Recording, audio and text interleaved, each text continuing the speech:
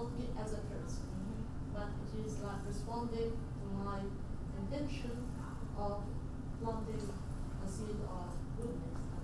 Thank you. Going back to Bob Marley. So Bob Marley died from this plane when he was 36, and that was over 30 years ago. And yet, his message, it's actually gone wider since his passing than when he was alive. And it is a source of inspiration for nearly every movement of change that you can think about. You ask any transformative leader, who inspired you? Bob Marley. President Obama came to Jamaica last year, and his first stop, which wasn't scheduled, he said, I want to go to the Bob Marley Museum.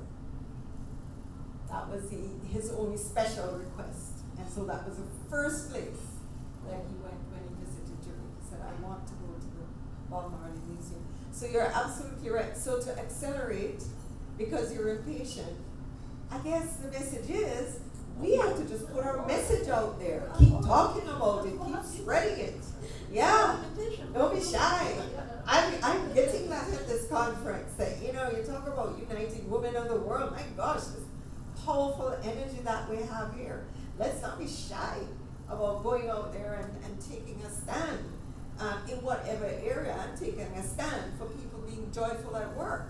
And I don't care how many people hear me when I'm there here, because I know that my message is going out. And the beautiful thing is, oh my gosh, the social media that we have that takes our message further and further is amazing. Lauren. Sure.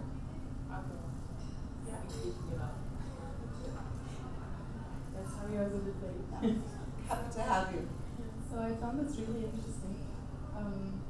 I think it's an approach I follow in my personal life, that I pay more attention to my relationships maybe. Like I don't have to be perfect, my body doesn't have to be perfect, I don't have to, exercise every day if I don't have the time. Like small things like that, right? I can make time for my friends, I don't have to work 20 hours a day. But then I'm also a startup founder, right? So I feel like this approach of, not playing the game to win doesn't work in the startup world. If I come to my investors with that kind of approach, right? They're not gonna give me anything. Like if I come to my employees with that kind of thinking, then at least on the larger scale, they might be afraid that they're gonna lose their jobs, or I'm not gonna be able to pay them anymore. Right? My competitors are just gonna take over my market. So, what's your input on that? How can you find that balance? Because I still think it shouldn't, it's not my only reason to start my business, right? I also started it with a lot of passion for what I'm doing. So I'm not, for example, just starting it to make money. But there has to be a sort of balance as well, right? Actually, most people start their business not to make money. Most people, the largest businesses that are large now, their founders started them not to make money, but because of a passion for whatever it was they were doing. So you're not alone in that. You wanted to share something? I just wanted to add a comment to that. I don't think we're saying, just you're not going to succeed. But it's just, what is the definition? I mean, the reason you started this was passion. Money is kind of a sideline that keeps your passion going. So it's not like you go to your investors and say, oh, I'm just going to have fun doing this. Well, yeah, you are. I mean, that's the passion, right? That's why you started a company. But, you don't have to tell them it that way. It's because you're right. When you go to investors, they're still, some of them are still situated in the old philosophies of the world and how it goes. But, I mean, as a startup person, you're there because you have a great idea, you have a business idea that you wanted to succeed at, or you had a passion to make it grow so everybody else could benefit from it, that's what you're trying to do. It's not so much, what was it, play to win? It's just, we're trying to redefine the wording behind it, because the connotation of play to win right now in society is, you kill everybody else and you succeed type of thing, right? It's a matter of, okay, I have a passion for this product or this business. I want to make sure my product gets out there in the world. I want to help people with this. My product will help a lot of people, it'll benefit a lot of people. That's what you're trying to do. You're trying to grow your numbers so you can affect more people with your whatever your idea is.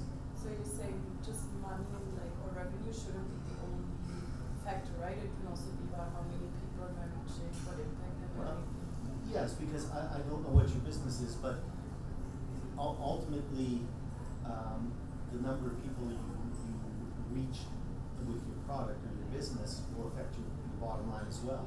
I mean, if you go to an investor and say, okay, I want to, this market is, thousands of people. My goal the first year is to, reach out to this many people with my product or whatever, and that will generate this much revenue. It's just a different way of looking at it as opposed to, going for everything and trying to push everybody else out of the way. It's more, okay, ultimately I'm going to achieve this much market share the first year, this much the next year. I'm going to affect this many people with my product, and the reason I'm doing it is because I know my product is going to make them happier, it's going to make them better, or I don't know, whatever your product does. But that's, if you go to investors and say, the market is this big, I see the market is this big for my product. The first year, I plan to do this marketing scheme or whatever it is, how you're going to get your product out there, and that will generate this much revenue and this much profit, whatever, and maybe next year it'll grow by this much. And it's more, instead of looking at taking over the whole world with your business, you're just trying to show how your business is going to meet so many people. Because obviously you had an idea that you wanted to put out there, and I believe that with innovation and ideas, there has to be value, so someone's going to buy it. So you're just trying to show how you're going to get there. Good point, thanks. I don't know if And they are investors. Not all are cutthroat return on investment at all cost type of investors. There are people that invest because who are backed, who have the similar values to you, and perhaps in being clear about what you stand for in terms of your purpose, you start to attract investors like that who are saying, yes, money is important. Yeah, it is. It does things. We do things with money. Fine. Okay. Purpose. And if they buy into your values and it's in alignment, they would actually be better investors for you than someone who is not open to your message of whatever your purpose is. The other part of that are your employees. Why do your employees come to work every day? They don't come every day for the salary you're paying them. They come because they want to make a difference. They want to know that something they've done today has benefited the world. I mean, I believe that fundamentally. I've run 2 manufacturing companies in my career, and I know the pride that people, at the end of the day when you're sort of closing down the factory line, the pride of the employees to say, one was doors, we used to make wooden doors. One was, here are the doors we made today, and the smells that you would see. And the other was, we did food products. Here are the cases of product that we did today. And the satisfaction that that gave them from having created something. Because in the morning, when they came to work, that wasn't there. So your message, your driver, your passion will absolutely resonate with your employees. Yeah. Lauren. Yeah, I was going to say you came to the right place. Obviously, Rosemary would be someone that could help you with those kinds of strategies. But there's so many people here also. I'm a multiple startup. I've grown 2 companies also to a mature stage. I'm starting something now. So please don't be discouraged to think that there aren't people out there. Yesterday I met an investor that's opening a platform to support profit, purpose, people and planet. So there are people out there that have funds, that want to give funds, that want to grow funds. So please don't be discouraged. There's somebody out there to support your cause. And I can share those details with you. I wanted to echo what Edward said in terms of being impatient. I love this. All my life I've travelled, I've met so many gurus and transformative leaders, and I say to them, I have this problem, this is what I'm struggling with in my life. They always say to me, patience. I'm like, what am I waiting for? Like, patience. It was so irritating, but recently I met somebody who said, well, I'm impatient. I thought, yes, so am I. Don't be patient. But That is true. I'm impatient for change. Yes. Change is what I'm impatient for. No, don't be patient. Yeah. Don't wait. Don't be patient. Yeah. And So- what I'm saying is not be patient. Yeah, no, I understood what you were saying. Yeah, I mean, Because that is, if you are patient, then it means, if you are patient, then it means that you are waiting for something to happen. And then don't be patient because you create the future now. Yeah. You see? Oh. You create the future now. It's already It is here. here. Yeah. You can see it. I can see it. And then you work towards it. And if I can, just Please respond. all the great invention came from dreams. The mobile. 20 years ago, then everyone is going to have a phone. It's not. And then this phone comes without even we don't feel the need of it. But someone just came to his mind that there is a need for such a machine. And then he started to create this machine without even imagining that it's going to be so successful to that extent.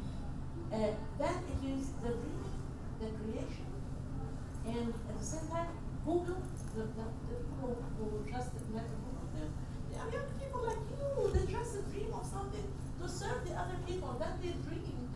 And then when you dream, and starting from being unhappy with the flowers who are coming from the different places, she wants a flower that's happy. She doesn't want the flower to be ostracized and unhappy. That kind of connection, give her an idea.